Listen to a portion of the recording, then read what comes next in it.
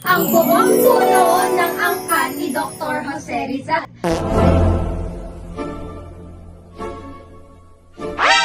Oh yes! Magandang araw sa ating lahat! Ako si Maria Faustina Kawinyan. Kailangan nating makita kung saan nga ba siya nagmula.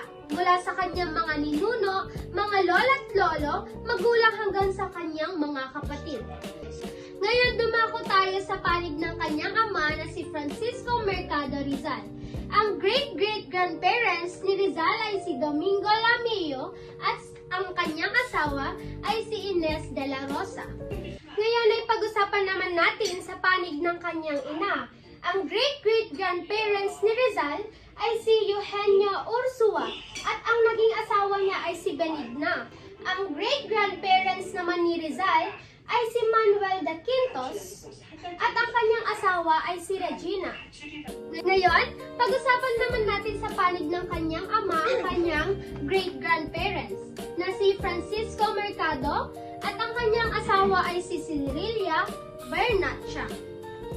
Ngayon, dumako naman tayo sa lola't lolo ni Gat Jose Rizal, si Lorenzo Alberto Alonzo, at ang kanyang asawa ay si Brigida Quintos. Ngayon, sa panig naman ng kanyang ama, ang kanyang lola't lola ay si Juan Mercado at napangasawa ay si Cirilia Alejandro. Tama po. At ngayon, ipinanganak nga si Teodora Alonzo Realonda na asawa ni Francisco Miranda Rizal na siyang parents nga ni Gat Jose Rizal. Ngayon ay dumako tayo sa kanyang mga kapatid. Ang unang ipinanganak o ang panganay ay si Saturnina Rizal. Sumunod ay si Pasiano Rizal. Pangatlo ay si Narcisa Rizal. Ang pang-apat naman ay si Olimpia Rizal. Ang panglima ay si Lucia Rizal. Pang-anim ay si Maria Rizal at ang pito nga ay si Gat Jose Rizal. Ang pangwalo ay si Concepcion Rizal. Sumunod ay si Josefa Rizal.